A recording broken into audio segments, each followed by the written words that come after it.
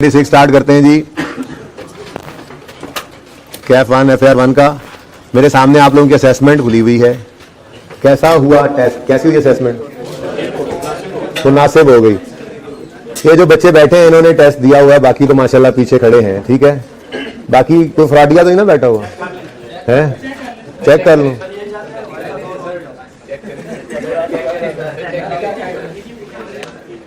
नहीं यार, मेरे बच्चे मेरे साथ धोखा नहीं कर सकते, जो मर्जी हो जाए। देखो ना, जो बैठे हैं उनको वैसे दुआ देता है बंदा, शुक्र है या अल्लाह इनको तुमने टेस्ट की तौफीक दी, या अल्लाह इनको ऐसी मेहनत करने दे।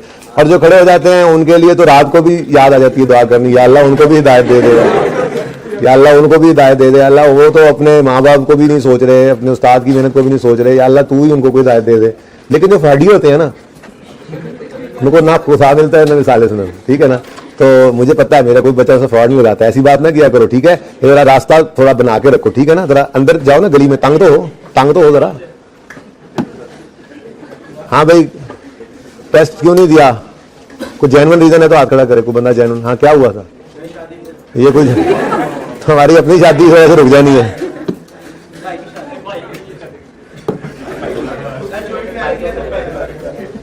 कोई नहीं, शादी पे गए थे ना। कब हुआ था? कल ही ठीक हुए हो? आ जाओ, बैठ जाओ।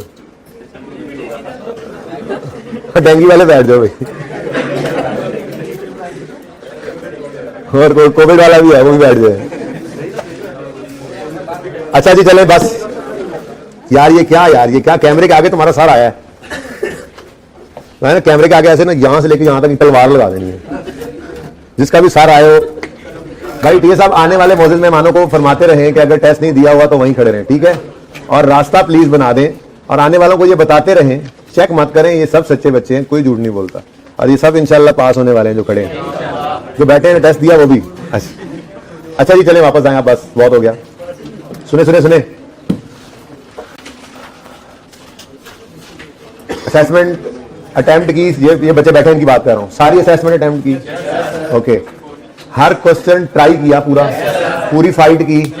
कितने बच्चों को लगता है कि हम 32 नंबर ले लेंगे कम अज कम? यार तो बहुत ज्यादा है माशाल्लाह, जबरदस्त। देखते हैं, अब देखते हैं। अच्छा प्लीज बस भाई, उकाब और कबूतर ये 2 MCQs थे, कर लिए थे।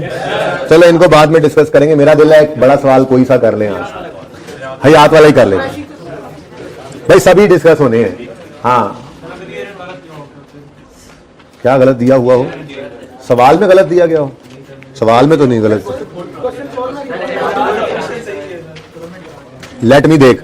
अच्छा जी, कुरैशी स्टील ट्राई किया, कैसा लगा ये सवाल? अच्छा, इस सवाल के अंदर ना आपको कोई मसला नहीं होना चाहिए था सिवाय इस एक लाइन के। ये जरा बताता चलूं क्योंकि आपने आज घर पे इसको दोबारा ट्राई करना है ना, फिर कल मैं डिस्कस कर लूंगा। कहता है जरा ओवर हो जाए, जल्दी जरा सारे टेस्ट का ओवर ही हो जाए ना। MCQs दोबारा ट्राई करना, ठीक है। सोल्यूशन अपलोड कर दिया मैंने, आपको मिल भी गया तो नजर भी आ जाएगा आपको, एक दफा ट्राई कर सकते हो ना आप। तो MCQs को ट्राई करना, मसला होगा तो मैं दोबारा कराऊं, मैं हाजिर, मैं खादिम, ठीक है। अच्छा, उसके बाद question 2, QSL sign an agreement with PO Pak Ocean Pak Construction जो भी है, for construction of a factory building at a cost of 100 million. यहीं पर रुक जाओ। इनवॉइस डेट 3 आ रही हैं, इनवॉइसेस 4, और उनकी 30, 20, 10 और 15 टोटल कितना हो रहा है? 100 वाला प्रोजेक्ट है, 75 सिर्फ। अच्छा, ओके। यानी के अगर आप 2011 के अंदर ही सब कुछ 31 दिसंबर 2010 में करना था सब कुछ, ठीक है। तो ओहो, किधर गया? तो 31 दिसंबर 2010 तक ये शायद कंप्लीट नहीं हुआ। जब कंप्लीट, अच्छा जब भी था, बहरहाल इसका मतलब ईयर एंड बीच में आ रहा था ना। ईयर एंड आ रहा था तो आपको इंटरेस्ट एक्सपेंस को भी रोकना था, स्पेसिफिक का इनकम को भी रोकना था, इन्वेस्टमेंट को ईयर एंड पे, और जनरल लोन, हाँ यानी हर चीज में रुक जाना था ईयर एंड पे, ठीक है ना। चलो पढ़ते हैं। It was agreed that factory would be ready for use from 1 जनवरी 11। इसका मतलब ये 31 दिसंबर 10 पे जाके कहीं कंप्लीट होगी, ऐसे ही है, तभी रेडी टू यूज होगी ना 1 जनवरी 11 पे।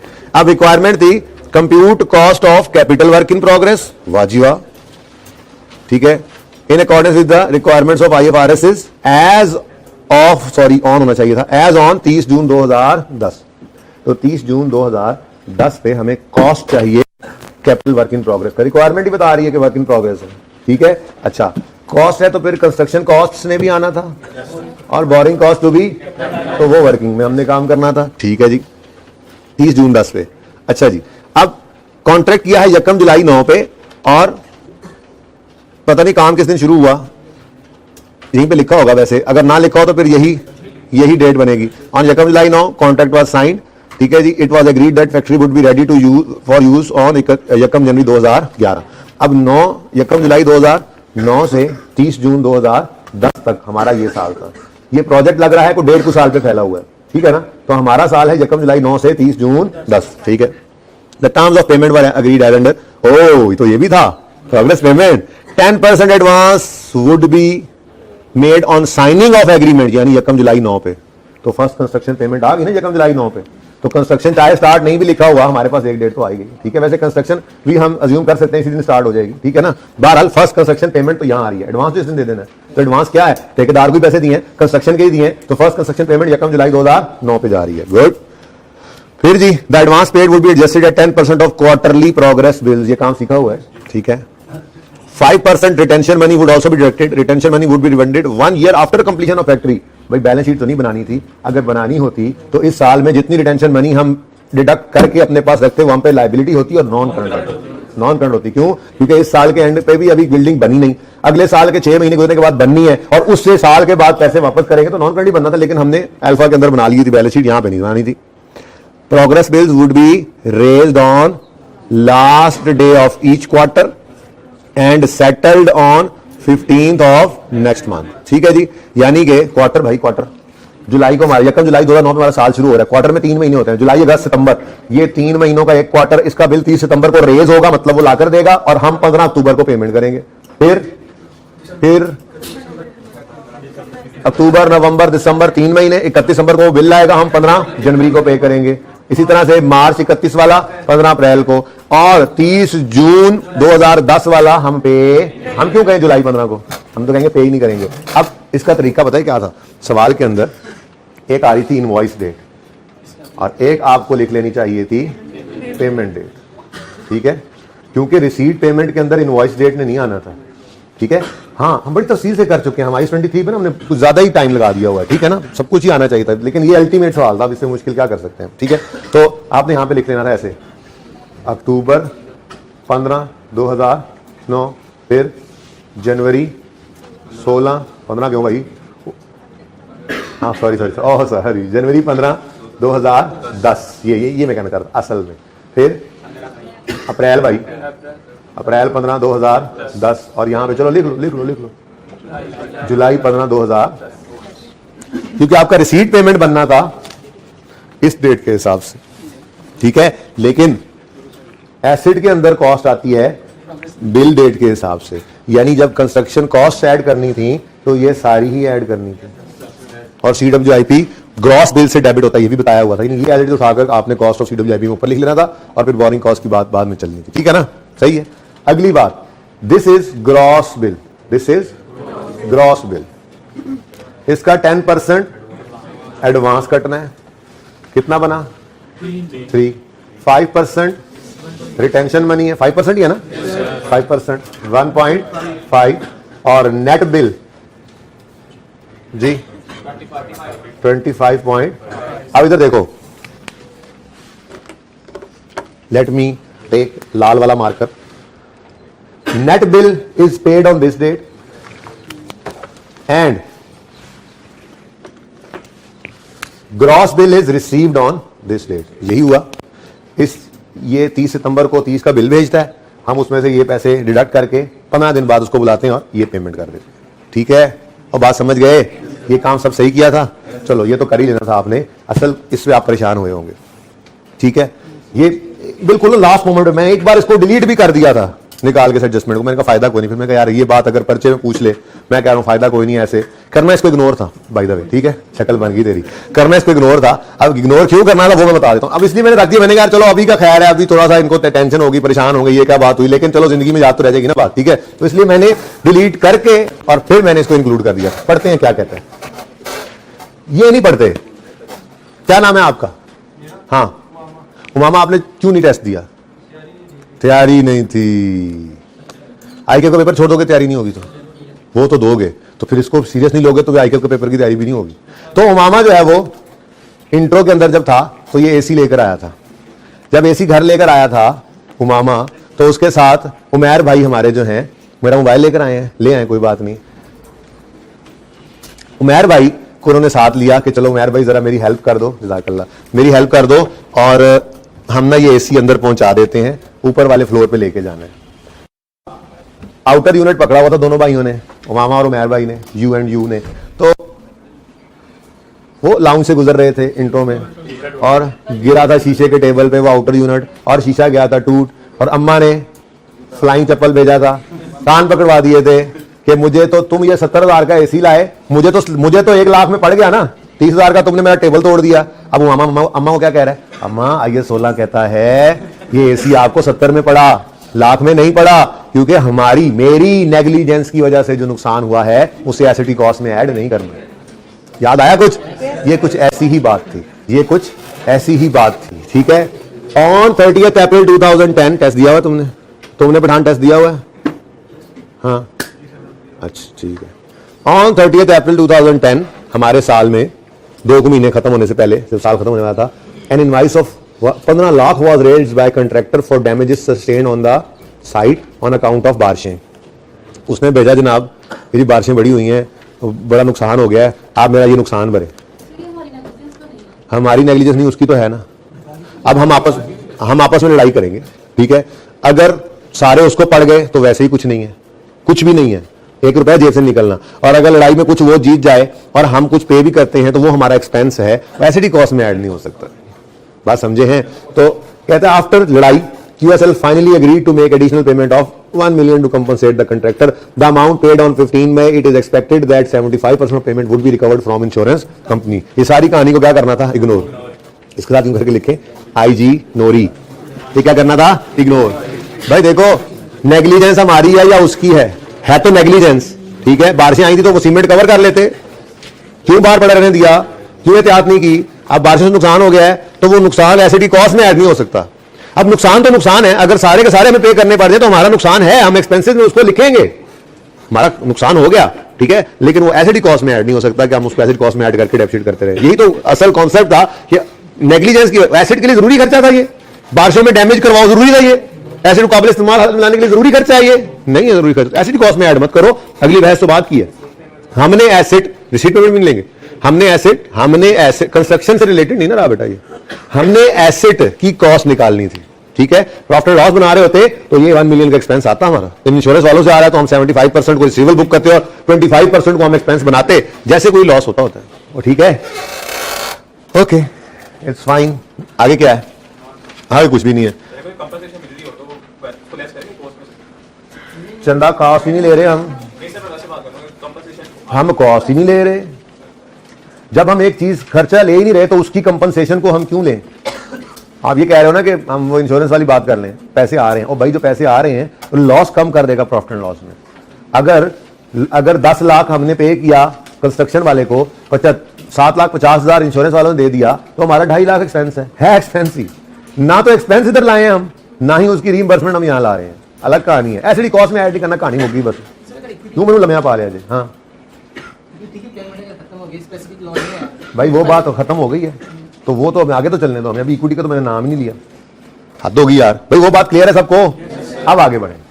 The cost of project has been financed through following sources. Issue of right shares amounted to 15 million on यकम सितंबर 9। पहली पेमेंट कब की थी? यकम जुलाई 2009। ऐसे की था ना, एडवांस पे किया था। अब पहले दिन तो राइट इश्यू भी नहीं आया था, फिर बैंक लोन ऑफ 25 यकम दिसंबर को आया, तो कोई बात नहीं है, बताया तो था ज़बानी कि पहले ही दिन जनरल लोन से पेमेंट कर दो, यकम जुलाई को जनरल लोन से पेमेंट होगी, ठीक है। अच्छा अब एक मसला थोड़ा सा आना था, जो मैंने बताया था, बारहा बताया था क्लास के अंदर, कि जब आपने कमेंसमेंट की डेट लिखनी है ना, लेटर ऑफ, आपने लिखना है loan receive, specific loan receive, work started, first payment. अब फर्स्ट पेमेंट तो यकम जुलाई को है, फिर वर्क स्टार्टेड अज्यूम करो यकम जुलाई को है, लेकिन ये कल सवाल करवा दूंगा अगर आपको जरूरत महसूस होगी, ठीक है। लेकिन लोन रिसीव्ड हुआ यकम दिसंबर को, तो लेटर क्या है? यकम दिसंबर। अब अगर आप लेटर से इस रिसीट पेमेंट को बनाते हो तो गड़बड़ है। गड़बड़ क्यों है? पहली पेमेंट तो 1 जुलाई को हो रही है जनरल लोन से, तो यहां पर ये वाहिद सवाल था जिसके अंदर हमारा रिसीट पेमेंट जो है वो लेटर से नहीं बन सकता था, वरना हमेशा लेटर से बन जाता था। ठीक है, तो हमने इसको 1 जुलाई से ही बनाना था। ठीक है, लेटर से नहीं बनाना था। ओके, क्लियर है ये बात? एंजॉयड? ये बात की थी मैंने, नहीं की थी मैंने कहा था एक सवाल आएगा आपकी जिंदगियों में, वो दिन इसी दिन से डराता था आपको। ठीक है, होश करो होश करो, तुम लोगों ने टेस्ट ही नहीं दिया, किसी की तैयारी नहीं है, किसी की तबीयत खराब है। बड़ी मेहरबानी, सैल्यूट करता हूं मैं आपकी इस एफर्ट को जो आपने घर पे सॉल्व किया। ठीक है जी, खड़े रहो। Cost of product has been finance through, इधर देखो, राइट इश्यू आया, स्पेसिफिक लोन है और जनरल लोन एक ही था, कोई मसला नहीं था इसके अंदर। ये सवाल आप कोशिश करके आपने हाँ कर लेना। ठीक है, कॉस्ट ऑफ CWIP लाइफ नहीं दी, डेप्रिसिएशन भी कर लेते हैं। लाइव दी भी, लाइव हो ही नहीं सकती थी, अगर दे भी देता तो डेप्रिसिएशन नहीं हो सकता था भाई, ये अभी वर्क इन प्रोग्रेस है। हाँ भाई, दूसरा सवाल मुझे उम्मीद है कल करके आओगे। कल मेरे टीए सबसे पहले बाहर ये होमवर्क चेक करेंगे। असेसमेंट 1 क्वेश्चन नंबर QSL, ये सबके और बगैर सोल्यूशन देखे इंशाल्लाह करेंगे, और 18 नंबर का सवाल इंशाल्लाह सही करेंगे आप। मुझे जरूरत नहीं पड़ेगी करवाने की, जरूरत पड़ेगी तो मैं 10 बार करवाने के लिए तैयार हूं, मसला नहीं है, लेकिन फायदा नहीं है बेटा मैं करवा दूं तो बातें 2-4 डिस्कस कर ली, सुन ली, सोल्यूशन देखे बगैर एक ईमानदारी वाली ट्राई दोबारा कर देना। ठीक है ना, हमने ICAP के लिए तैयारी करनी, नहीं होगा मसला होगा, कुछ सूरत में मुझे महसूस हुआ कि नहीं मसला हो रहा है तो मैं आप लोगों के साथ उसको दोबारा सॉल्व कर लूंगा। ठीक है, और जबरदस्त सवाल, दिस वॉज द नहीं, वो साइंटिफिक फार्म आगे की कहानी है ये। ठीक है ना, ये एडवांस वर्जन है। ओके, ये मेरे हिसाब से सबसे जबरदस्त सवाल था, आसान था, यही पास करने वाला। आई थिंक हयात वाला सवाल आसान है।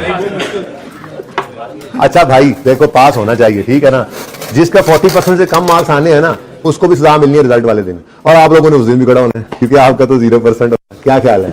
ठीक है, ज़हनी तौर पे तैयार रहो। आज मैं बिल्कुल गुस्से में हूं, सुबह वाली क्लास में पूरे 1.5 घंटे बच्चे, 1 घंटा 15 मिनट बच्चे खड़े रहे हैं। चलो जी, फिर सुपर पाइप्स आपको इतना अच्छा लगा है तो इसको होमवर्क में करो, फिर हयात इंडस्ट्रीज को सॉल्व कर लेते हैं। अच्छा, वो मतलब कि कल पे ले जाते हैं, मैं हयात वाला सवाल अभी करवा देता हूं, 2 में से एक ही हो सकता है, टाइम इतना नहीं है कि मैं दोनों कर सकूं, और अगर मैं ये करवा दूं सुपर पाइप्स तो हयात इंडस्ट्रीज हो नहीं सकेगा। कोई एक है, बता दो कौन सा करना। याद करवाना, डिस्क्लोजर्स भी पढ़ाने हैं, फिर जब नोट पूरा बन जाएगा ना, IAS 16 के डिस्क्लोजर्स रीड करवाने रहते हैं, जब सामने आ जाएंगे तो सिर्फ अंग्रेजी पढ़ते जाने, वो सामने नजर आते जाएंगे। ओके, तो assessment 1 question number super pipes limited है, SPL यही नाम है ना? क्या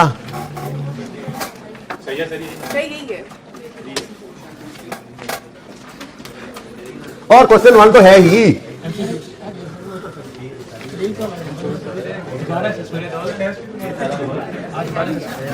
चलो अब हयात इंडस्ट्रीज करते हैं। ठीक है, अगर टाइम बच गया एंड पे लेट से तो मैं सुपर पाइप भी डिस्कस कर लूंगा। ठीक है ना, चलो। Following information pertains to PPE of Hayat industries limited HIL for the year ended 30 June 2020। Year end 30 June 20 है, balances as on 30 June 19 given है। कौन से? ओपनिंग बैलेंसेज गिवन है। अल्लाह के बंदो, इतनी मौज वाला सवाल कहां से ढूंढोगे ऐसा सवाल? और खलोजा इन अकॉर्डेंस विद खालिद जी के standards prepare a note on PPE for inclusion in HIL financial statements for the ended 30 जून 2000। भाई नोट बनाना है 30 जून 2020 के लिए, तैयार हैं? ये 30 जून 20 की इंफॉर्मेशन है। मैं चाह रहा हूं कि नहीं सारा सवाल तो नहीं आना, बस ठीक है, फिर 1 बाय 1 ही चलते हैं। फिर ये नजर ना आए से बेहतर है इसको करते रहेंगे जी। नोट है, 1 साल का नोट है, और लैंड है, बिल्डिंग है, प्लांट है, व्हीकल है। तो फटाफट सोल्यूशन दोबारा करेंगे, सब बच्चे फॉर्मेट बनाएंगे साथ साथ। हरी आप पूरा सवाल करेंगे क्योंकि फिर इसी से ही इंशाल्लाह हम डिस्क्लोजर्स करेंगे। मुश्किल तो हो रही होगी, लिखने में तो तंगी हो रही होगी, तो टेस्ट भी दे लेना था।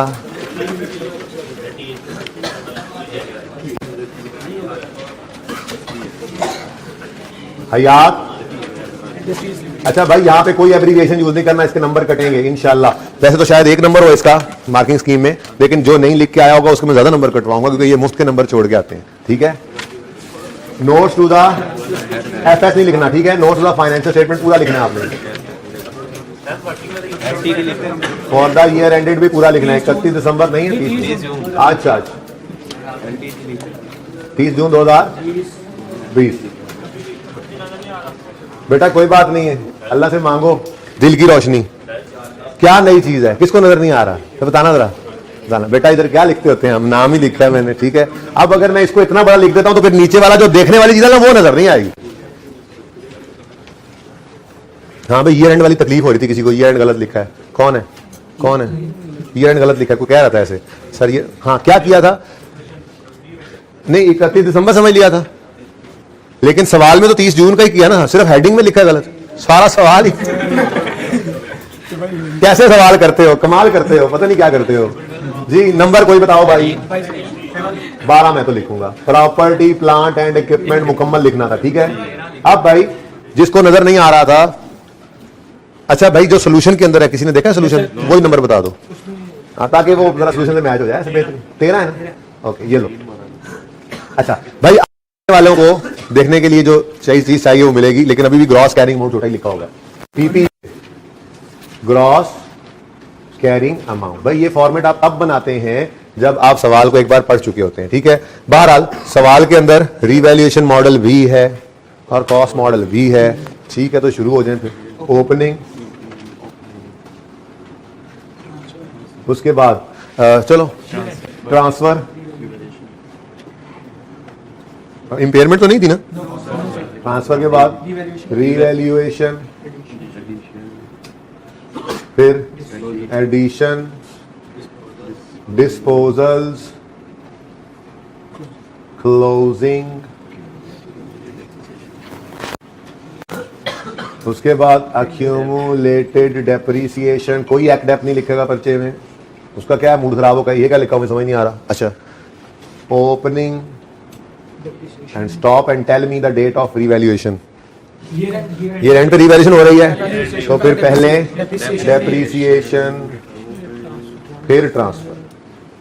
अच्छा वैसे ना अल्टीमेट सवाल था वो ऑर्चर्ड वाला, याद है वो अल्टीमेट था, क्लास में किया था ना हमने। डेप्रीसिएशन के बाद ट्रांसफर, फिर डिस्पोजल, फिर क्लोजिंग।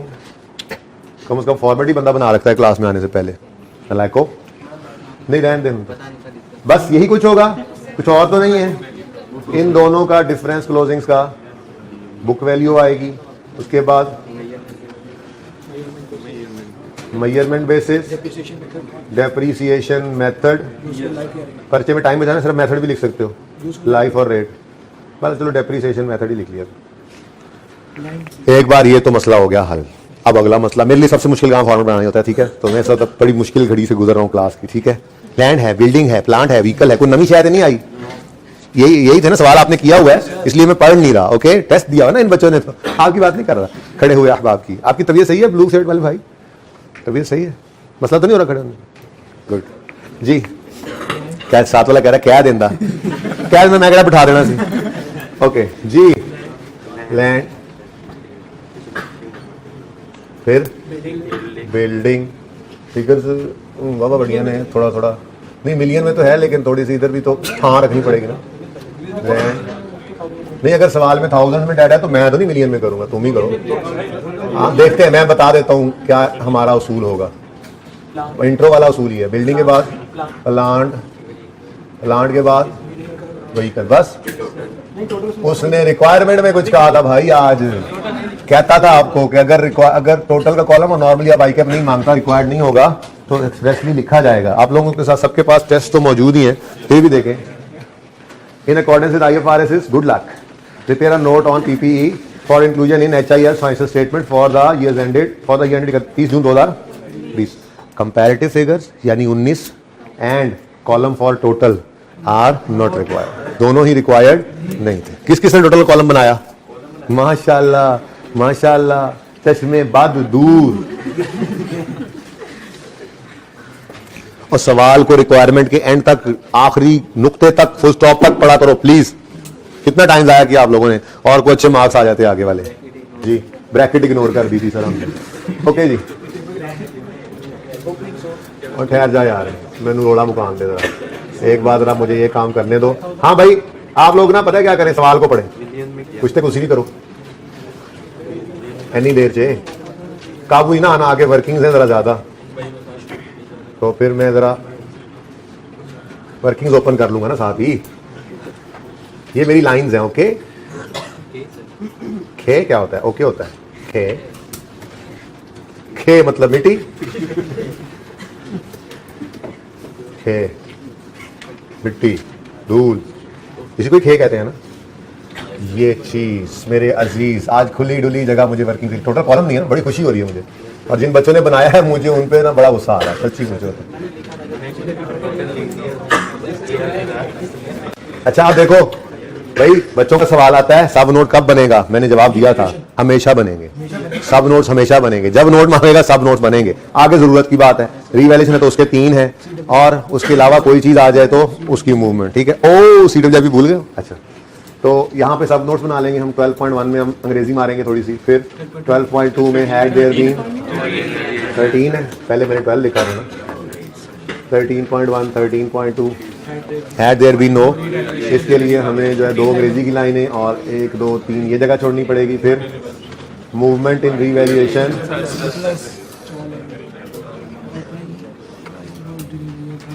देखेंगे बनाना या नहीं बनाना। नहीं आप लोगों ने भी बनाना हो सकता है ना घर पे, और जरूरत के मुताबिक कोई और भी आ सकता है, इसलिए मेरे ख्याल में सारी जगह ही छोड़ देते हैं। और उम्मीद तो है यहाँ तक काम बन जाएगा हमारा, और वर्किंग खेलेंगे आगे। लो जी, hard times are over for me, now soft times are coming. आपके लिए हार्ड अब शुरू होता है। और कुछ भी नहीं था, बस रीवैल्यूएशन सरप्लस की बच्चों को समझ नहीं आ रही, कोई मसला ही नहीं। ग्रांट तो था ही ऐसे, वन ऑफ सी एडजस्टमेंट है ना, इससे पहले कभी ऐसे आई ना इसके बाद कभी आई, तो ये जो आई समझा दूंगा। अच्छा, बरकत के लिए ऐसे एडजस्टमेंट्स का होना जरूरी है, वरना ना आपकी नजर अल्लाह से हट जाती है। अल्लाह माफ करे, कहते हैं लो जी हमें तो आता है, ऐसे कभी नहीं सोचना। ठीक है, ओके। देखो मैं बैठ के पढ़ा रहा हूं क्योंकि मेरा पर्चा पास है। एग्जाम्पल है एक छोटी सी जी, straight line method of depreciation हो, कौन सा? ठीक है, एक एग्जाम्पल उसकी बना रहा हूं। 1 जनवरी 15 पर हमने एक एसिड खरीदा। ठीक है जी, उस एसिड की कॉस्ट है 500। ठीक है, और इसकी लाइफ है 5 साल। तो 31 दिसंबर 15 पर डेप्रिसिएशन करनी है स्ट्रेट लाइन मेथड, तो 500 बटा 5 कितना आया? 100। 400 आ गया। अब मेथड कौन सा है? तो इसलिए 31 दिसंबर 16 पर फिर डेप्रिसिएशन के लिए सेम फॉर्मूला, 500 बटा 5 100। मुझे आज लिखने दो, मुझे मत रोकना। मैंने दोबारा फॉर्मूला आज मुझे लिख डालने दो एक बार और फॉर्मूला। 31 दिसंबर संतरा पर डेप्रिसिएशन। मौसम आ गया ना। सरगोदा के कौन कौन है? सरगोदा के, हाँ संतरों का। यार तू बैठ जा यार, उस्ताद तू बैठ जा यार, तेरी मेहरबानी यार। तू गए तू उधर खड़ा, चलो।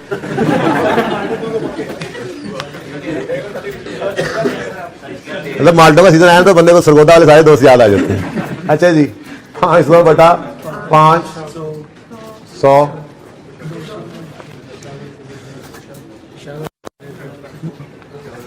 माल्टा ही ना बना दूं तुम्हें, मैं देख लेना, बैठना मत अब। अच्छा जी, लेले तो कुर्बानी में याद आएंगे हमें। Okay, you know what is लेला? Sort of goat. हाँ कहोगे वो तो लैम्ब होता है। अच्छा छोड़ो, वापस आओ। अच्छा वापस, स्ट्रेट लाइन मेथड है, हर साल कॉस्ट को ओरिजिनल लाइफ से डिवाइड करते हैं। 100 की डिडक्शन आ रही है। ठीक है, मैं कहता हूं एक और काम भी हो सकता है, ऐसा कर लो। ठीक है, पहले साल तो यही करना है, ऐसा कर लो। इंट्रो की बात है ये, वैसे इंट्रो की रिवीजन है। आप 400 यानी बुक वैल्यू को रिमेनिंग लाइफ पे डिवाइड करो, आंसर वुड बी सेम।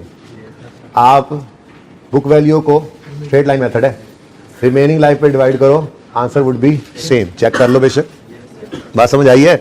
यानी कंक्लूजन क्या ड्रॉ करेंगे, छोटी सी एग्जांपल को नोट करके हम बाद में, पहले सुन तो लो, पहले मेनू तो बना दो कंक्लूजन, कोई 10 बार चेंज होना है इसलिए सुन लो।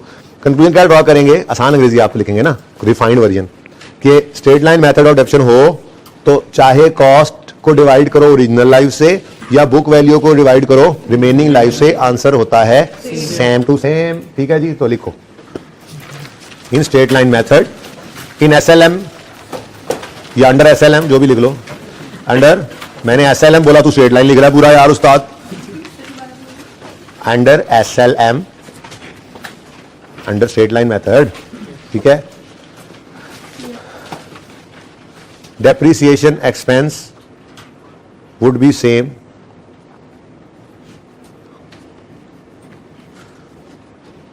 either we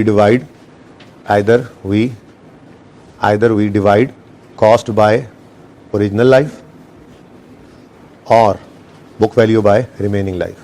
Either we divide cost by original life or book value by remaining life. बात समझ गए? ये बात लिख के ना छोटा सा इस एग्जांपल को थोड़ी सी ये अज्यूम डाटा है इसको लिखो और फिर इस सारी चीज को एक डिब्बे में बंद कर दो, ये बाद में यूज करेंगे फिर।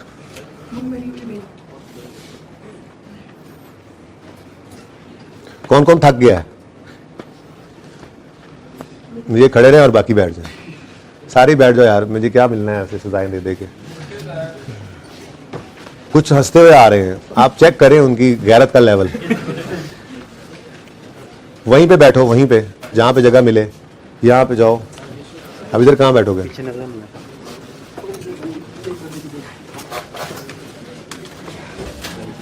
ये कैमरे में तो नहीं आया कैसे गए हैं उधर? भाई जल्दी कर लो यार। यार देखो अब इतना टाइम नहीं होता आप लोगों की फजूल हरकत की वजह से। अभी मेरा दिल तो कोई नहीं था, ये कैमरे के आगे वालों के ना आगे सर उड़ा दिया करो। वहां से यहां तक एक तलवार लटकानी है मैंने, जो कैमरे के आगे आएगा ना। ओके सर खुद बचाया करें अपना। अच्छा जी नोट हो गया? ये जल्दी करें नोट, मैं बातें कर तब तक ये बैठ जाए। मैंने कहा तब आप लोग नोट भी कर लें, तब तक ऑनलाइन में तो पॉज करके भी किसी वक्त नोट कर लेते हैं। पॉज का ऑप्शन है, लो पॉज हो गया, अब प्ले हो गया। लेकिन ये प्ले अपनी मर्जी से होता है, पॉज भी अपनी मर्जी से, नहीं कि मेरी मर्जी से। चलें शुरू करें आप काम।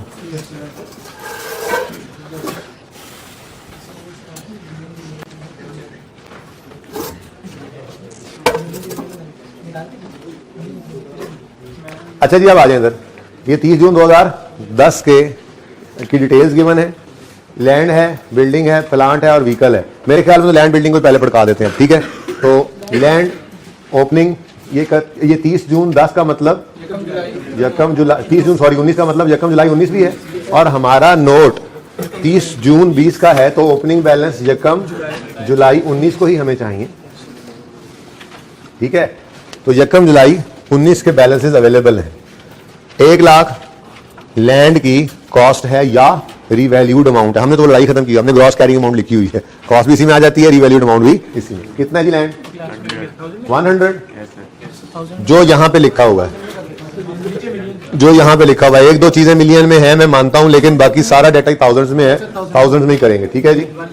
100,000, ठीक है जी। उसके बाद डेप्रिसिएशन, ये तो होता ही नहीं है, मैं तो यूं करता हूं मेरे ख्याल से कि लैंड ही लगाते हैं, लैंड, ठीक है। ये तो एप्लीकेबल ही नहीं है ना लैंड, ओके। तो क्लोजिंग क्या आ गया? 0। लेकिन अभी इसको ना क्लोज करो, हो सकता है फिर रीवैल्यू हो रहा हो इस साल, हो रहा है। चलो कर लेंगे, कोई नहीं, इसके साथ भी पहले मैं तो कहता हूँ लैंड को ही देख लेंगे, बिल्डिंग की तरफ बाद में जाते हैं, ठीक है। चलो वर्किंग में, वर्किंग 1, डेट, डिस्क्रिप्शन,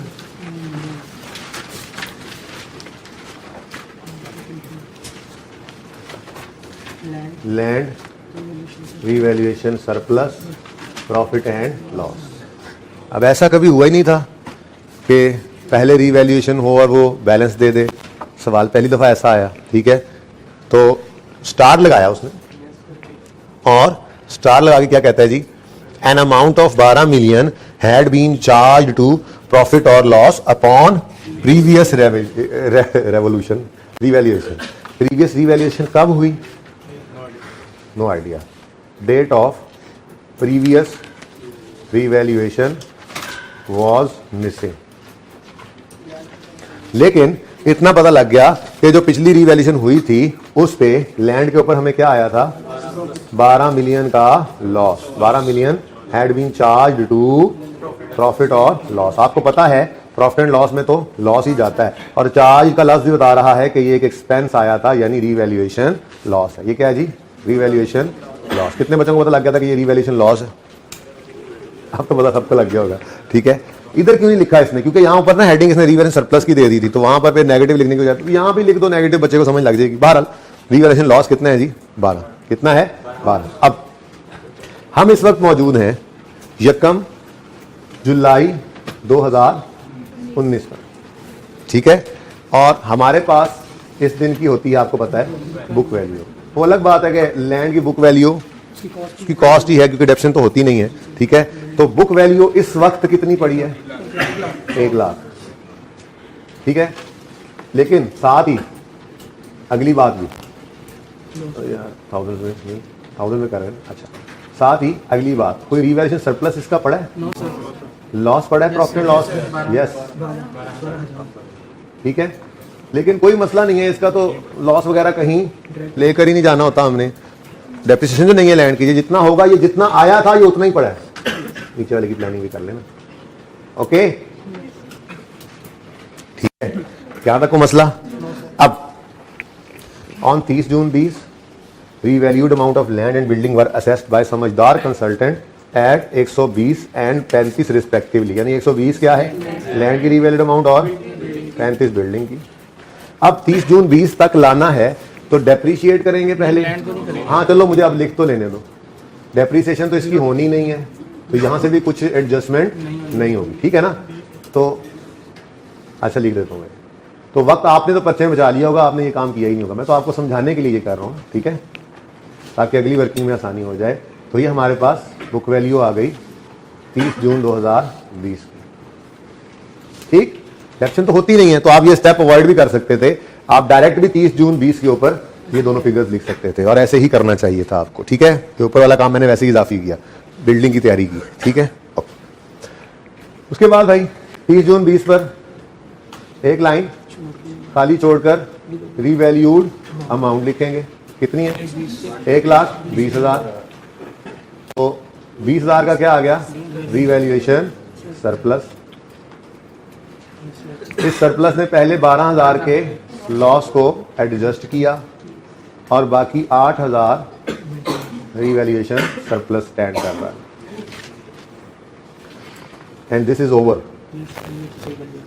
क्यों ओवर, क्योंकि डेप्रिसिएशन तो है ही नहीं, होती भी तो वो पहले हो चुकी होती, इस दिन तो फिर भी ना करते, ठीक है ना। यानी कि बिल्डिंग की बारी भी जब आएगी तो कुछ नहीं करेंगे इसको, ओके, सही है। तो क्लोज नहीं करते, अच्छा चलो। अब ये एग्जाम्पल बड़ी गलत जगह पे नोट होगी, लेकिन आप सबने नोट कर लिया ना, तो अच्छी बात है। नेक्स्ट वर्किंग 2 बिल्डिंग के लिए कर लेते हैं। तो डेट,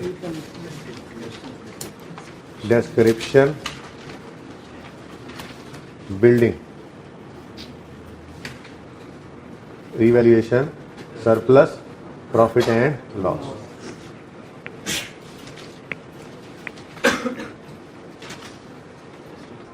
नहीं, यहां से आगे वैसे यूज करना है ना बात को। अच्छा, अब ऐसे ही भाई building, land is over, land को खत्म कर दें, यहां पे भी ले आए। देखो कोई ट्रांसफर कोई नहीं चक्कर होता, ठीक है। एडिशन है कोई नहीं, डिस्पोजल है कोई नहीं, सरप्लस आ गया है कितना, 20,000। Sure, 20,000 entry, asset debit 20,000। रुको, अभी क्या इधर भी चलो, फिर कहानी देख ही लें पूरी। Opening balance arose during the year,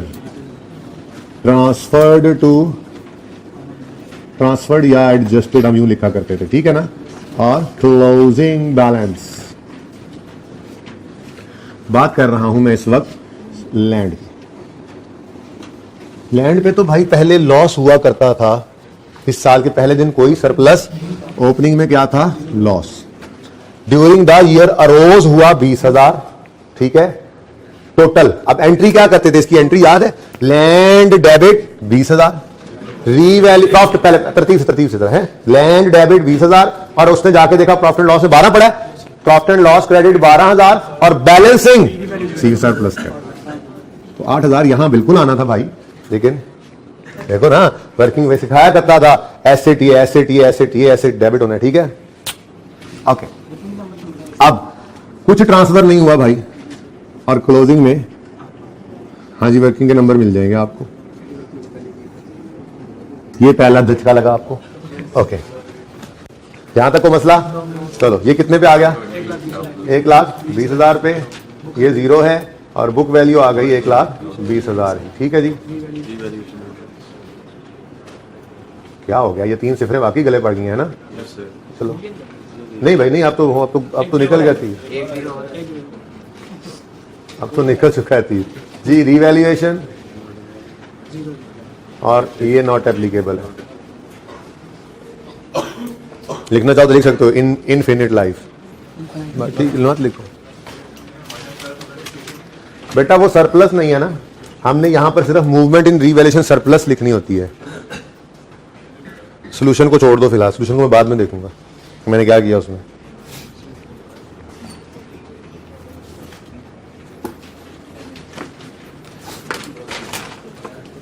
closing 8,000 आ रहा है ना, ये ज्यादा आसान है। असल में सोल्यूशन के अंदर गालिबन मैंने यूं किया हुआ है, -6,000 जमा सॉरी -12,000 जमा 20,000 माइनस एडजस्टमेंट के साथ करके 12,000 और फिर 8 ही आया। तो ये ज्यादा इजी नहीं है? ऐसे कर लो, सोल्यूशन के अंदर बदल लो उसको। भाई सही है, ये बात समझ आई है? सोल्यूशन मैंने क्या किया हुआ है, मैंने यहां पे लिखा है जी लॉस पड़ा था 12,000 का और रोज ड्यूरिंग द ईयर 20,000 हुआ, ऐसे ही है। और फिर ये 12 के लॉस को एडजस्ट करने के बाद 8,000 बच गया। ठीक है, ट्रांसफर तो कुछ हुआ नहीं प्रॉफिट एंड लॉस में। ठीक है, तो ये बड़ा कंफ्यूजिंग सा हो जाता है, ये ज्यादा बेहतर है। हम सिर्फ रीवैल्यूएशन सरप्लस को देखा करेंगे। इधर ओपनिंग में सरप्लस पड़ा है या नहीं पड़ा, ठीक है ना? तो ओपनिंग में सरप्लस नहीं पड़ा था, 0 लिख दो, ये ज्यादा इजी है। क्लियर है? सही है? चलो ओके जी, अब बिल्डिंग की तरफ तशरीफ लाएं जरा इधर, मेरे पानी पीते पीते।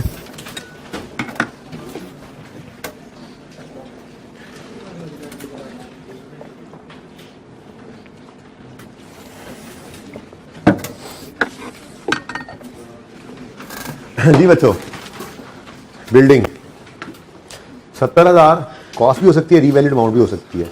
नहीं, लेकिन सरप्लस नजर आ रहा है डेट पर, इसका मतलब ये फिर रीवैल्यू हुआ होगा तो सरप्लस आया होगा ना। अब लास्ट रीवैल्यूएशन किस दिन हुई है ये नहीं पता, कोई बात नहीं। ये बिल्डिंग की 1 जुलाई 19 की कॉस्ट है या रीवैल्यूड अमाउंट है और ये 14,000 उसकी एक्यूमुलेटेड। तो 1 जुलाई 2019 पर मैं बुक वैल्यू लिख लेता हूं, 70,000 minus 14,000, 70,000 minus 14,000 is equal to 56,000। ये बिल्डिंग की क्या आ गई हमारे पास? Book value. और साथ ही उसने कहा रीवैल्यूएशन सरप्लस इस दिन का कितना है? 16,000। ठीक हो गया जी, ये समझ में आती है बात? अब 30 जून 20 पर ये रीवैल्यू तो हुआ है, लेकिन पहले डेप्रीशिएट करना पड़ेगा, फिर ही रीवैल्यू होगा ना। अब जब हम डेप्रीशिएट करने लगे तो हमारे पास रीवैल्यूड अमाउंट नहीं है जिसको डेप्रीशिएट करें, बुक वैल्यू है हमारे पास। तो आपको नहीं रीवैल्यूड अमाउंट तो है, हाँ है, ठीक है मान लेता हूं, ठीक है, ये भी करके देख लेंगे। लेकिन मैं जिस मसले की तरफ आपको लाना चाह रहा हूं वो ये है कि हमारे पास इस वक्त कितनी लाइफ गुजर चुकी है हमें उसका अंदाजा नहीं है। ठीक है ना? हम इसको ओरिजिनल लाइफ से डिवाइड करते हैं, किस दिन खड़े होकर वो लाइफ निकालते हैं, रिमेनिंग लाइफ किस दिन निकालते हैं? जिस दिन लास्ट रिवैल्यूएशन हुई थी। ठीक है, अब बिल्डिंग की यूजफुल लाइफ का रेट तो 20 दिया हुआ है। अब ये पता नहीं कौन सा वाला है, लग रहा है लास्ट रिवैल्यूएशन का ही होगा। ठीक है, लग रहा है यूजफुल लाइफ तो यूजफुल लाइफ है ना, यूजफुल लाइफ उसने दी हुई है, लास्ट रिवैल्यूएशन का ही लग रहा है। मतलब मसला सिर्फ ये है कि रिमेनिंग लाइफ निकालना फिलहाल एक मसला बना हुआ है। ठीक है, रिमेनिंग लाइफ हम निकाल नहीं पा रहे। अगर रिमेनिंग लाइफ निकल आए तो क्या करेंगे हम?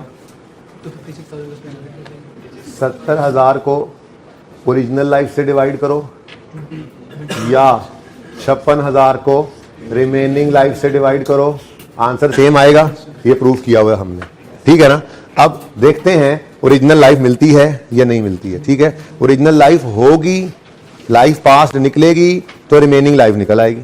ठीक है ना? अच्छा चलो, मसला ये नहीं है, मुश्किल काम है। देखो दोनों चीजें निकल सकती, मैं भी बता दूंगा, प्रूफ करता हूं मैं। ठीक है, मसला यहां पे आकर आएगा, यहां वाला सरप्लस ओरिजिनल निकले तो उसको डिवाइड करें, तो बड़ी मुसीबत में पड़ जाना था। एक आसान हल है, मुश्किल वाला काम भी करके दिखा दूंगा, काम दोनों हो सकते हैं। ठीक है, लेकिन फिलहाल तो मैं रिमेनिंग लाइफ की तरफ दौड़ता हूं। ठीक है, और वो रिमेनिंग लाइफ हमें चाहिए किस दिन बोलो?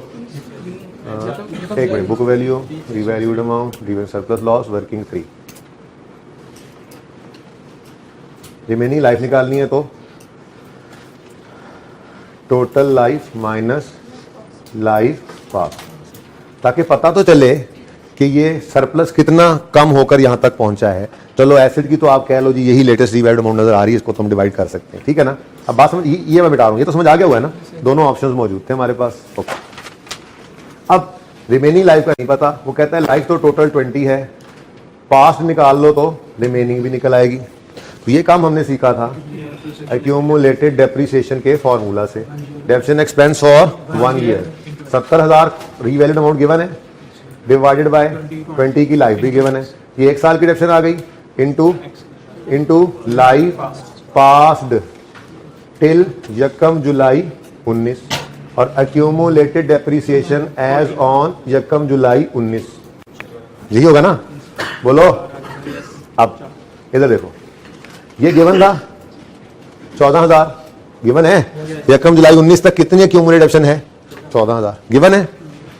70,000 बटा 20 करो, 3500 गिवन है। अब हमारे पास मसला क्या सिर्फ रह गया, लाइफ पास्ड टिल यकम जुलाई 19, ठीक है, इसको सॉल्व कर लो।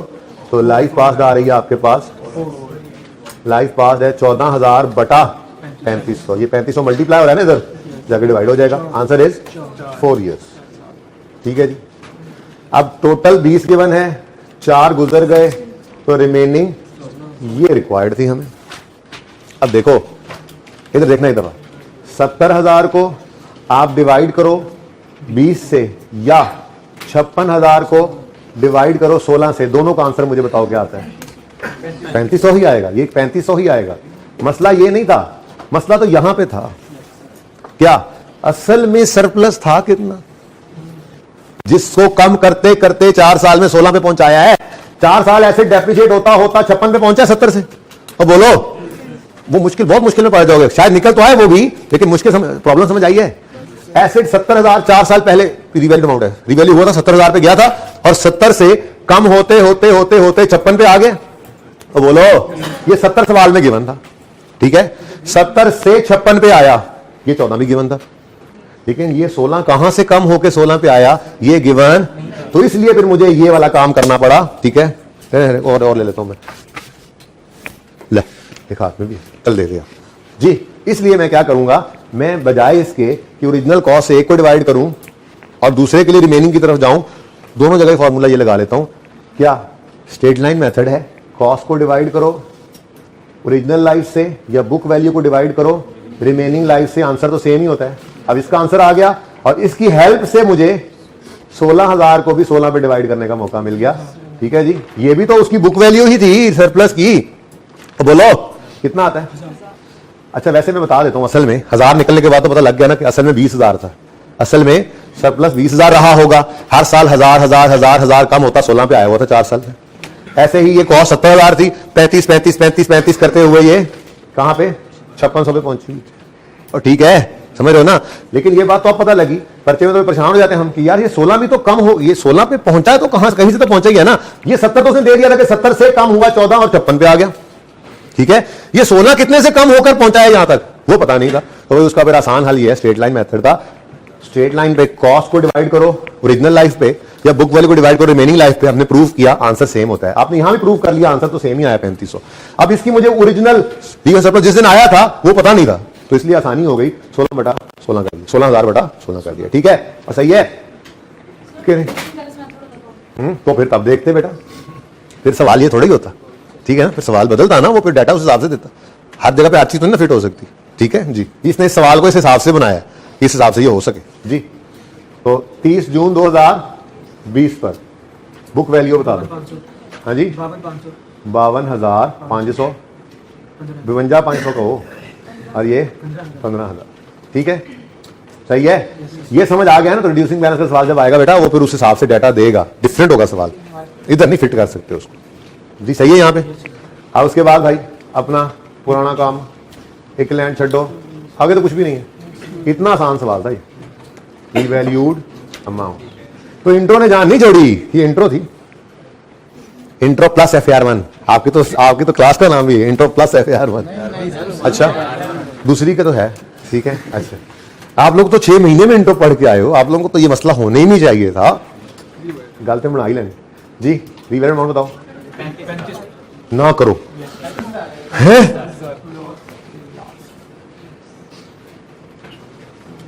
कितना लॉस आ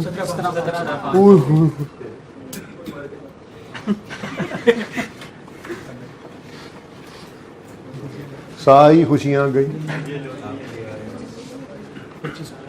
और 2500 के काम अभी भी बाकी, चले गए प्रॉफिट एंड लॉस में।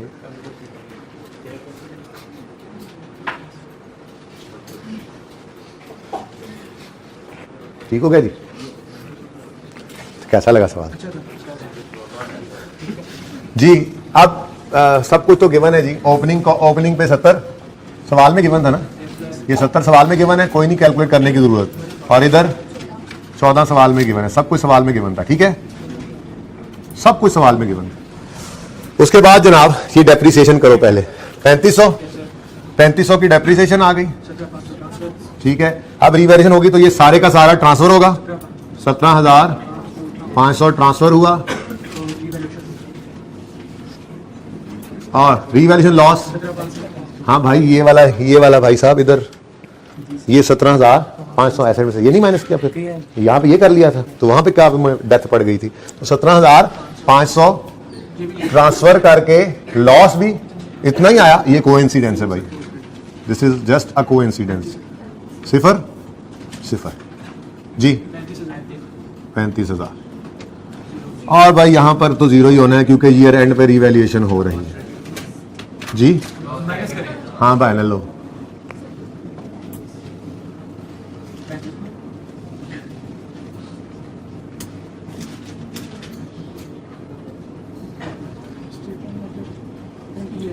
सोलह जो इस दफा डेफिनेट करने के लिए आपने यूज किया।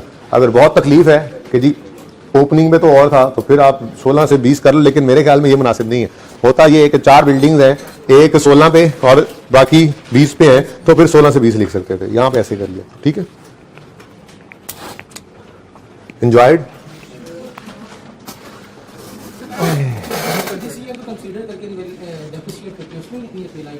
क्या? हाँ हाँ जी, ऐसे ही होता है, ऐसे ही बताया होगा।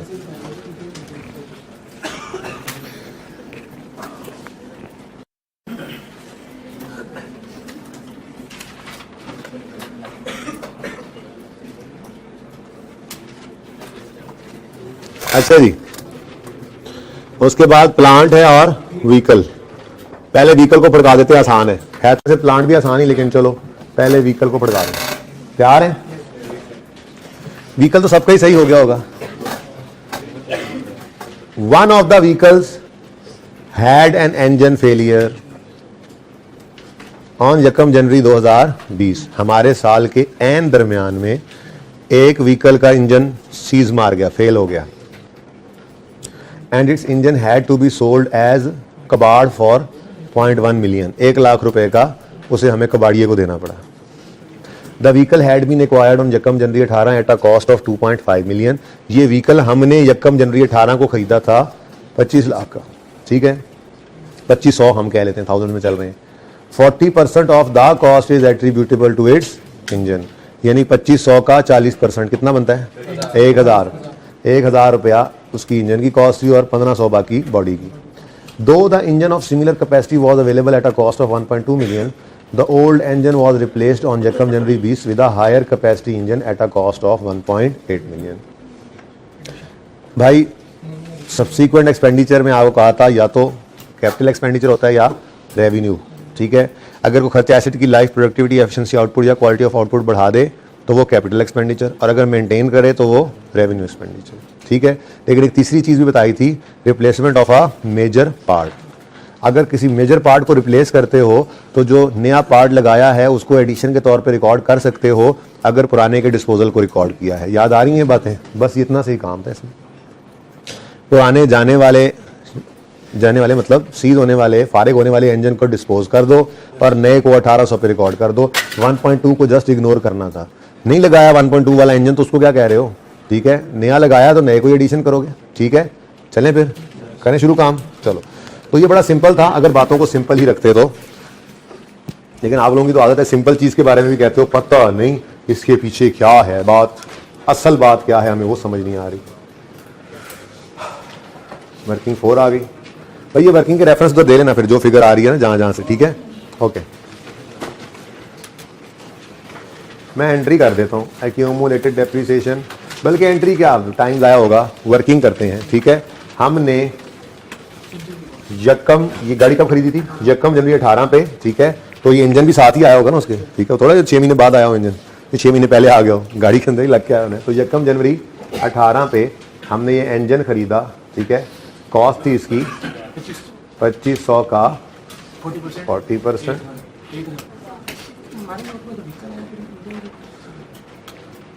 क्या, हाँ तो व्हीकल में से ही इंजन निकाल के इंजन ऐड कर देना है। अच्छा अच्छा अच्छा अच्छा जी। उसके बाद 30 जून 18 आया पहली दफ़ा, तो 1000 को डेप्रीशिएट करना है, और ऊपर देखा जाकर तो व्हीकल पर रिड्यूसिंग बैलेंस मेथड है 20%, ठीक है जी। रिड्यूसिंग बैलेंस मेथड 20%, ठीक है। तो 1000 इंटू 20% इंटू 6/12 कितना आ गया, 100 बुक वैल्यू। ये 30 जून 18 की है, हमें तो मकसद 30 जून 19 से होगा ना, ठीक है, अभी तो रहने दो। तो 30 जून 19 आया, डेप्रीसिएशन करेंगे 900 पर 20%, 180, 720 की बुक वैल्यू आ गई, ठीक है जी। ये 30 जून 19 है, और इसका मतलब यकम जुलाई 19 भी होता है, ये इसलिए लिखा कि डेप्रीसिएशन भी तो निकालनी है इसकी, ठीक है। अब यकम जनवरी 20 या 31 दिसंबर 19 एक ही बात है, चलो मैं अभी 31 दिसंबर 19 ही लिख लेता हूँ। डेप्रीसिएशन करेंगे अब 720 को 20%, लेकिन 6/12 जी 600 614 मुझे लगा 648 आंसर आ गया जी। डेट ऑफ सेल की बुक वैल्यू आ गई, लेकिन हम तो एसेट अकाउंट में से कॉस्ट निकालेंगे। ये रिवर्स मॉडल नहीं, कॉस्ट मॉडल वाला है जी। इंट्रो शुरू हो गई, ठीक है।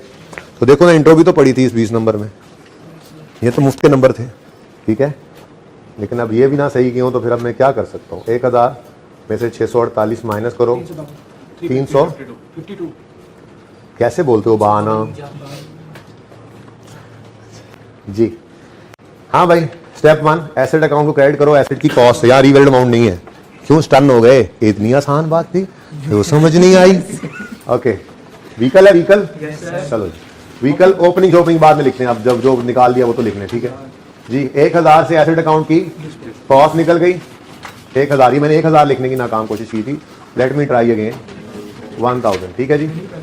और इसकी एक्यूमुलेटेड डेप्रीसिएशन 352, एसेट अकाउंट को क्रेडिट किया एसेट की कॉस्ट से, एक्यूमुलेटेड अकाउंट को डेबिट किया उसकी एक्यूमुलेटेड से। ये दोनों फिगर्स वर्किंग 4 में निकाली हुई हैं आपने, वर्किंग 4 क्लियर, सही है। अच्छा, अब अगली बात सुनो, स्क्रैप को बेचा, 0.1 मिलियन का बेचा, गेन आया, लॉस आया, हमारी बला से जाए बाढ़ में, हमने क्या, बस ठीक है, नोट की हद तक काम हो गया है। हाँ, इनकम स्टेटमेंट बना रहे होते तो एंट्री पूरी करते, गेन लॉस भी निकालते, ठीक है, लॉस ही है। अच्छा, नेक्स्ट, अब जो नया वाला इंजन आया है वो यकम जनवरी 18 को ही आ गया, 1.8 यानी 1800 का, यार इसको एडिशन में ले लो 1800, तो बेटा वो तो बेच दिया ना, वो तो बेच दिया, ये देखो ये बेचा है हमने, ये बेच दिया। एसेट अकाउंट से कॉस्ट निकली किसको, मेरे चांद, पूरी कॉस्ट उसकी माइनस कर दी है, यहाँ से हमने उसकी पूरी अकोमोडेशन माइनस कर दी है। एंट्री करते होते याद हो अगर आपको, इसकी एंट्री होती थी एक्यूमुलेटेड डेप्रीसिएशन डेबिट 352 से और एसेट क्रेडिट 1000 से। ये 2 स्टेप्स ही हम करते हैं ना नोट में, तो बाकी तो फिर कैश आया, ठीक है, और लॉस ही आया, ठीक है। तो वो ये दोनों चीजें मुझे जरूरत ही नहीं होती, ठीक है, नोट के लिए तो बस ये 2 चीजें चाहिए। तो मैं ये तो कह रहा हूं कि इनकम स्टेटमेंट बनाते तो हम निकालते गेन लॉस, ठीक है। की किताब 0.1 की किताब ऐसे कुछ करता, it's okay, no problem, there is no transfer, there is no revaluation, there is no transfer, कितने ट्रांसफर, ये ठीक है जी। अब बस डेप्रिसिएशन चाहिए और ओपनिंग चाहिए। वो तो गिवन थे सवाल में। ये देखो, कहाँ देखो ऊपर है, ये देखो 8800 ओपनिंग कॉस्ट है, 4000 ओपनिंग एक्यूमुलेटेड। लो जी, इतना आसान सवाल। 8800, ये भी सही नहीं है, यही सही है, कोई बात नहीं, दूसरा भी सही होगा। और 4000, अब देखो ये नंबर तो मिले ना। अब दूसरे सवाल भी थे पास करवाने वाले, तो बस आप लोगों को बेटा कॉन्फिडेंस यही देना है। पर्चा ऐसा नहीं होता आई कैप के सारे सवाल ही मुश्किल हो, वैसे इसके अंदर भी सारे मुश्किल नहीं थे, अब मिक्स है, मतलब मुश्किल थे, लेकिन आप लोगों ने तो पढ़ा हुआ था ना, सब कुछ पढ़ा हुआ था ना जी। अब फॉर द ईयर डेप्रिसिएशन रहेगी, इधर देखो,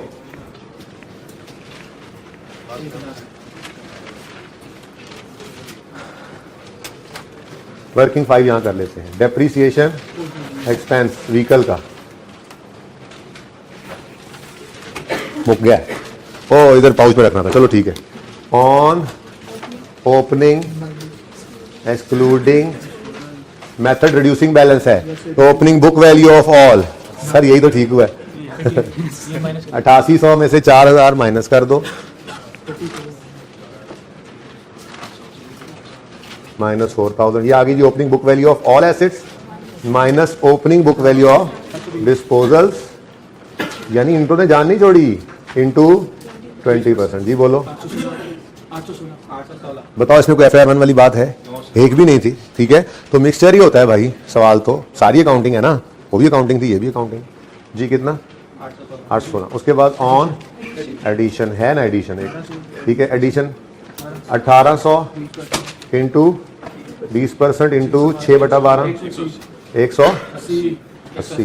तुमने फिर 21 की तरह बोला कसम से 180, ठीक है। ये 816 है यार, ऑनलाइन वालों को मसला हो जाता है, हालांकि सुन असल में डबल स्पीड में सुन रहे होते हैं 2x, तो फिर सवाल भी अजीबोगरीब आ रहे होते हैं, जो बातें कराई होती हैं वही पूछ रहे होते हैं। फेल होने की तरफ जा रहे हैं डबल x पे सुनने वाले, फेल होने की तरफ जा रहे हैं ऑनलाइन वाले जो 2x पे सुनते हैं। क्यों किया मैंने ऐसे? 2x पे भी उनको स्लो सुनाई देगी ये बात। ओके, ऑन डिस्पोजल वर्किंग 4, ये शुरू में ही कर देनी चाहिए थी बात, चलो छोड़ो। 900, how come 924? Sure, are you sure? ठीक है, ये सही है फिगर 1068। वर्किंग नंबर 5 आ गई, ठीक है बच्चों। क्लोजिंग बता दो, इसका क्लोजिंग 6000 ये नहीं, ये 6000 कैसे? 8800 में 1800 ऐड हुआ और एक, तो वो जो पता नहीं क्या कर रहे थे, दीवाने को बात कर रहे थे जी। इधर दवाई नहीं खाई तुम तो आज कहा क्या है? 4716, ठीक है जी, 4716 है ऑनलाइन वालों, 4716 जी। यार तुम इस वक्त इसको बताओ मुझे, नहीं तुम मुझसे ना पूछो ये बात।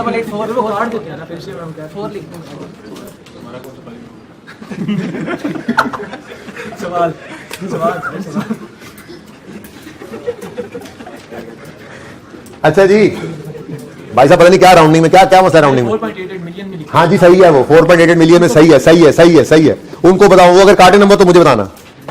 Okay, straight sorry cost model reducing balance method 20%। बताओ भला, यहां तक तो कोई मसला ही नहीं था, तो 20 में से 15 नंबर तो आ गए आपके, रह गए 5 नंबर। हाँ बोले क्वेश्चन क्या? हाँ हाँ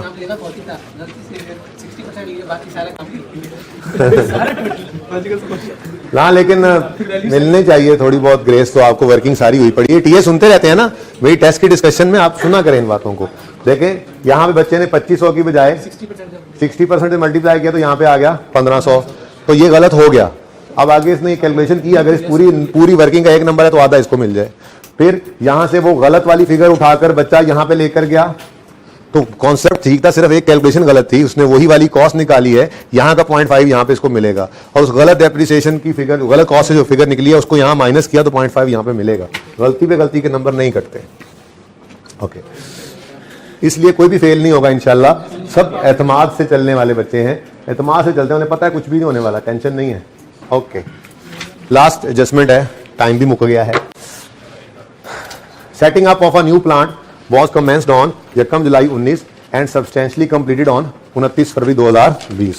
ये कॉन्सेप्ट मैंने आपको दिया था MCQs में। सब्सटेंशियली कंप्लीट तो मतलब कंप्लीट, ठीक है। अब कमेंसमेंट हम कर रहे हैं 1 जुलाई और सिजेशन कर रहे हैं, ये मैंने क्यों डायरेक्टली लिख दिया, वो कौन लिखे आप भाई, बड़े हो गए आप, ठीक है। आप कहोगे यदि स्पेसिफिक लोन हो तब, मैंने कहा हाँ कहा तुमने ठीक, इस सवाल में तो सिर्फ एग्जिस्टिंग रनिंग फाइनेंस यूज हुआ, तो फिर कमेंसमेंट से हमें कोई लेना देना नहीं, ये लिख के काटा, ठीक है। और हमें तो कमेंसमेंट की बजाय डेट ऑफ पेमेंट से गर्ज हो जाएगी, ठीक है। तो डेट ऑफ पेमेंट से 29 फरवरी, ठीक है, समझ गए बात। चलो अच्छा, अब plant was available for use on 1 अप्रैल 20, अप्रैल मई जून 3 महीने डेप्रिशिएट करना है, एक तो ये ध्यान में रखना, and immediately put into use, ठीक है। Useful life of plant was 10 साल। Details of cost incur are as under, first payment, second payment, third payment, fourth payment. अब फोर्थ पेमेंट जो है वो 31 जुलाई को हो रही है, तो क्या करें, कॉस्ट इनकर्ड की डिटेल है, कॉस्ट इनकर हो चुकी है, बिल ये 12,000 वाला भी तशरीफ ला चुका है भाई, बिल 29 फरवरी 2020 वाला चलो हमारे साल में ही था, 30 जून के अंदर था, ये सारे बिल हमारे साल में आ गए हैं क्योंकि कॉस्ट इनकर हो चुकी है। हाँ उनकी पेमेंट बाद में हो रही है, तो भाई पेमेंट से हमें क्या लेना देना, हम तो इस वक्त cost of capital work in progress निकालने में इंटरेस्टेड हैं, ठीक है। तो वर्किंग नंबर 6 यहां पे कर लेते हैं, कॉस्ट ऑफ, बल्कि वर्क इन प्रोग्रेस नहीं रहा, वो तो कंप्लीट भी हो गया हमारे साथ। हाँ, तो कॉस्ट ऑफ न्यू प्लांट, जी बेटा क्या हमारे साल के बाद आ रहा है, details of cost incurred are as, ये कॉस्ट इनकर हो चुकी हैं, ये तो सिर्फ पेमेंट की डेट है, क्या है जी, पेमेंट की डेट है, ठीक है। सबसे पहली वाली लाइन भी सवाल की पढ़ो, पहली लाइन में उसने क्या लिखा था, following information is pertains to PPE for the year 20, और उसके बाद फिर उसने कहा कि ये डिटेल्स ऑफ कॉस्ट हैं जो इनकर्ड हैं, कॉस्ट इनकर हो चुकी है। ये बेटा यहाँ पे बिल की डेट नहीं लिखी हुई, यहाँ पे पेमेंट की डेट लिखी हुई है, ठीक है। तो भाई सादा सी बात है, 120 की कॉस्ट इनकर हो चुकी है तो वो तो CWIP में डेबिट हो जाएगी ना, पेमेंट ना करें आप, पढ़ाया हुआ है आपको ये कॉन्सेप्ट, ठीक है। बहरहाल कुछ बच्चों ने एक नहीं लिया, पता नहीं क्यों। तो इधर देखो, कंस्ट्रक्शन कॉस्ट कहते थे ना, कंस्ट्रक्शन कॉस्ट, यहाँ पे वो कंस्ट्रक्शन कॉस्ट लिख दो, कितना, 120,000, 120,000। उसके बाद अगली लाइन में बोरिंग कॉस्ट के बारे में बता रहा है, the cost of plant was finance through existing running finance, general loan है, चलो इसका मतलब बोरिंग कॉस्ट तो आएगी, ठीक है। Okay, with the carrying amount of this government grant this, यानी कि कोई और चीज नहीं आ रही जो हम लिखा करते थे, सिर्फ क्या आएगा, बोरिंग कॉस्ट कैपिटलाइज्ड आएगी, और उसके लिए वर्किंग 7 अप कर लेते हैं, और यहां से हमारे पास कॉस्ट ऑफ प्लांट आ जाएगी, ठीक है। अब वर्किंग 7 के लिए मैं उधर की बजाय इधर जगह पे कर लूं, अगर कोई एतराज तो नहीं है। क्यों परेशान हो, ये नहीं समझ आई थी तुम्हें सब समझ आती है तुम्हें, सब तुम सही कर रहे थे, फिर शक्ल तुमने ऐसी क्यों बनाई हुई है जैसे सब कुछ ही लूट गया है। सुनो इधर, टेस्ट ही नहीं दिया, अच्छा यहाँ पे भाई रोशनी तो नहीं पड़ रही किसी बच्चे को, यहाँ पे सिर्फ इस जगह कर लूं अगर, तो आमिर भाई आप भी, okay. Working number 7, borrowing cost to be, याद है कुछ, क्या भूल गए हो, बीच में अभी पढ़ा तो सिर्फ IS 40 ही है, तो इतना दूर तो अभी नहीं गया हमारा borrowing cost. First, loan processing charges, कोई नहीं है, इंटरेस्ट एक्सपेंस, हाँ नहीं है, मुझे पता लग गया तुमने यही कहना है, ऑन स्पेसिफिक लोन नहीं है, लेस इन्वेस्टमेंट इनकम नहीं है, ओके। थर्ड इज जनरल, हाँ है, interest expense on general loan लिखवाएं, interest expense on general loans. Receipt payment नहीं बनाएंगे, जरूरत नहीं है, लोड नहीं है भाई, नहीं भाई, ये तो आपकी रिवीजन करा रहा हूं। आप बोलो हम पागल थोड़ा ही हैं कि हम ये लिखेंगे, बोलो बोलो प्लीज बोलो। नहीं बेटा, आपकी रिवीजन करवाई जरा कि ऐसा कुछ नहीं है ना, स्पेसिफिक लोन था ना, इन्वेस्टमेंट इनकम थी, कुछ भी ना, जनरल लोन है। और जनरल लोन जब अकेला ही है तो भाई डेट ऑफ पेमेंट देखो, उस दिन से इंटरेस्ट को क्या अप्लाई करो। किस लिए रिसीट पेमेंट बनाना था? रिसीट पेमेंट कुरैशी सील में बनाना था, वहां बना तो लिया था, अच्छा वो भी गलत वाला वो भी लेटर से है ना, ठीक बनाया, कमाल। कितने बच्चों ने सही बनाया था कुरैशी सील वाला? ओह वाओ, 5-6 बच्चों ने, इतनी ही ज्यादा। Okay, date of payment is यकम अगस्त 19, 12,000 पे किया, ठीक है। कहता है with the limit of 200 million carrying markup of 12% per annum. साल का इंटरेस्ट आ गया, इनट्यू कोई सस्पेंशन सस्पेंशन नहीं है, सस्पेंशन सस्पेंशन कोई नहीं है, इसलिए कोई फासले फूसले नहीं डालने, कोई मानसूस नहीं लिखने, बस अगस्त से गिनो। अगस्त, सितंबर, अक्टूबर, नवंबर, दिसंबर, जनवरी, फरवरी, मार्च, अप्रैल, मई, जून, जुलाई, अगस्त। नहीं नहीं नहीं नहीं, फरवरी में रुक गए, ये 5 में 7 में रुक गए, 7 में रुक गए, देख लो आगे मंथ नहीं गिनने, यकम अगस्त से सिजेशन तक परेशान परेशान। हाँ भाई, डेट ऑफ पेमेंट से सिजेशन या ईयर एंड जो पहले हो जाए, सिजेशन पहले हो रही है, और देखो डेट ऑफ पेमेंट यकम अगस्त है, अगस्त, सितंबर, अक्टूबर, नवंबर, दिसंबर, जनवरी, फरवरी। पठानों की तरफ क्या हो गया? सान्या हो गया, नहीं समझ आई, गलत हो गया। 7 महीने इंटू 7/12, ठीक है जी। सुनो, उसके बाद नेक्स्ट पेमेंट हुई है यकम अक्टूबर को 48,000 की, इंटू 12% इंटू अक्टूबर, नवंबर, दिसंबर, जनवरी, फरवरी, मार्च, अप्रैल, मई, जून। नहीं करना, 5 पे रोकना है, 5 पे 5 बेटा 12। टोटल बताओ, 3 to ओके। अब एक नई चीज आई थी जो ना इससे पहले कभी आई ना इसके बाद कभी आई, उम्मीद भी नहीं है फिर आए, बहरहाल सीख लेते हैं। कहता है एक गवर्नमेंट ग्रांट रिसीव हुई है। ओह, गवर्नमेंट ग्रांट, ठीक है, अब टाइम बहुत ऊपर हो गया। एक गवर्नमेंट ग्रांट रिसीव हुई, सुन लो जल्दी से, जल्दी सुन लो। गवर्नमेंट ग्रांट रिसीव हुई है, ठीक है, और वो यकम जनवरी 20 को रिसीव हुई है, यकम जनवरी 20 को रिसीव हुई है। ग्रांट अमाउंट हमने यूज की है रनिंग फाइनेंस फैसिलिटी को पे करने के लिए। देखो, जनरल लोन का इंटरेस्ट कैपिटलाइज करते हैं किस कॉन्सेप्ट की वजह से कि जी ये वो अपॉर्चुनिटी कॉस्ट पड़ रही है। ये पैसा अगर इधर इस्तेमाल ना करते तो कहीं और करते ना, तो जब कहीं और इस्तेमाल नहीं किया, इधर किया, तो इतने ऐसे का इंटरेस्ट इधर ऐड कर दो। अब इसी प्लांट से रिलेटेड एक ग्रांट आई, आपने वो पे कर दिया जनरल लोन, तो उतने ऐसे का इंटरेस्ट फिर आपको सेव भी तो इसी प्लांट की रिलेटेड ग्रांट की वजह से हुआ कि नहीं हुआ? बस इतनी सी बात थी, यहां पे लेस ग्रांट सेविंग आ जानी थी, ठीक है। अब ग्रांट कितनी दी जी आपने, बल्कि रिसीव की आप, गवर्नमेंट थोड़ी है। 20,000 इंटू ये 12% की सेविंग कितने महीने आई? जनवरी और फरवरी, 2/12 कितना आता है? 400। कोई बात नहीं, जिसने ये एक 400 नहीं लिखा उसका 0.5 मार्क कट जाएगा टीए साहब, लेकिन बाकी अब लिखा उसका अपने मार्क्स हैं, जिसने कॉस्ट लिखी उसके अपने मार्क्स हैं, तो परेशान ना हो करें, गलती पे गलती के नंबर नहीं कटे। छोटी सी बात नहीं समझ आई, दैट्स इट यार, कोई बात नहीं, क्लास में सर ने समझा दिया, बस ठीक है। पर्चे में समझ नहीं आई तो क्या हुआ यार, ये यहां पे 0.5 कट जाएगा बस, ठीक है। तो बताओ भाई, 28-40, और यही टोटल था 28-40, और ये है 28-40। लेकिन 1 मिनट रुक जाओ, एक छोटी सी चीज,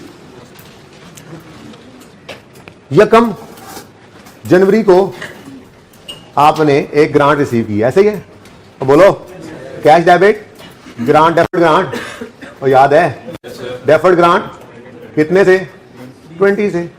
फिर यकम मार्च को आपका प्लांट कंप्लीट हो गया, प्लांट डेबिट आपने किया और CWIP क्रेडिट कर दिया, जितनी भी अमाउंट बनेगी, ठीक है। इसी दिन 2 ऑप्शंस हैं, ग्रांट को या तो इस एसिडी कॉस्ट में से नेट करो या अलग रखो।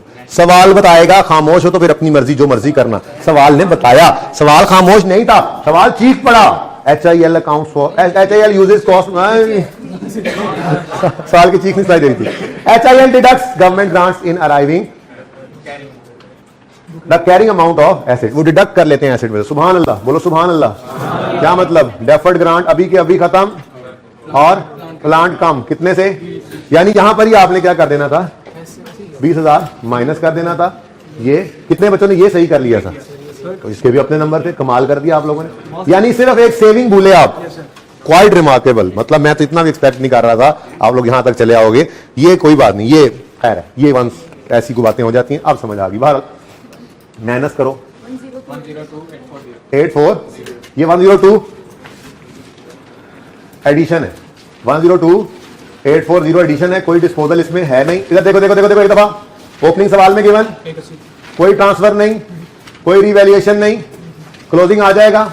ओपनिंग सवाल में गिवन कोई ट्रांसफर नहीं, कोई डिस्पोजल नहीं, बस सिर्फ डेप्रिसिएशन निकालनी और अब वो निकाल सकते हो। कैसे? ये 10-30 इस्तेमाल में डाल दिया 1 अप्रैल से, ठीक है। किसमें? यार 1 अप्रैल से अवेलेबल फॉर यूज 1 अप्रैल को है, सब्सटेंशियली कंप्लीट हुआ ना, यूज तो नहीं ना शुरू किया। हाँ अवेलेबल हो गया, उसके बाद यूज में डिले किया तो फिर नहीं डेप्शन रोक सकते थे। अवेलेबल फॉर यूज का बताया हुआ है। तो अप्रैल मई जून 3 महीने इस 1,02,840 को डेप्रिशिएट करना था आपने, ठीक है। 1,02,840 डिवाइडेड बाय 10 इंटू 3/12 और नीचे यहां पर आपने लिखना था